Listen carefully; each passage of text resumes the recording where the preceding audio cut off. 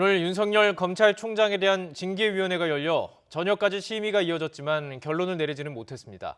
징계위는 다음 주 화요일 다시 심의를 열어 징계 여부와 수위 등을 의결한다는 계획입니다.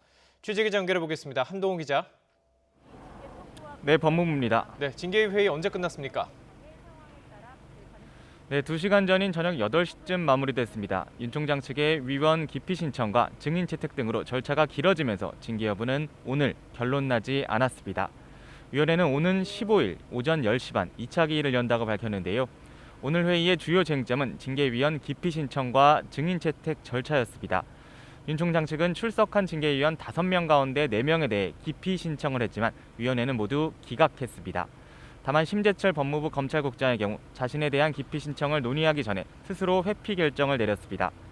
윤 총장 측은 충분한 검토를 위해 기일을 뒤로 늦춰달라고 요청했지만 위원회는 많은 부분 등사와 열람 등을 허용해 주었다며 심의를 속행했습니다.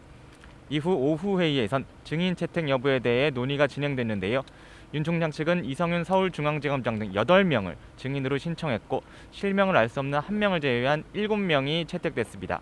류혁 법무부 감찰관과 손준성 대검 수사정보 담당관, 박영진 울산지검 부장검사, 이성윤 서울중앙지검장, 한동수 대검 감찰부장, 정진웅 광주지검 차장검사, 법무부 감찰 담당과실에 파견됐던 이정화 검사 등입니다.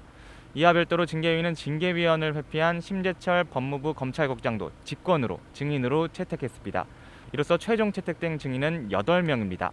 이들에 대해선 다음 2차 기일 때 위원회와 윤 총장 측의 신문이 이뤄질 예정입니다.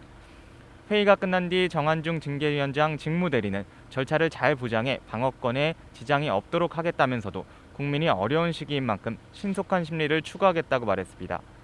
윤 총장의 특별변호인은 심재철 국장의 경우 스스로 기피 사유가 있어 회피한 건데 의결 정족수를 이유로 다른 위원 기피 의결에 참여했다고 비판하기도 했습니다.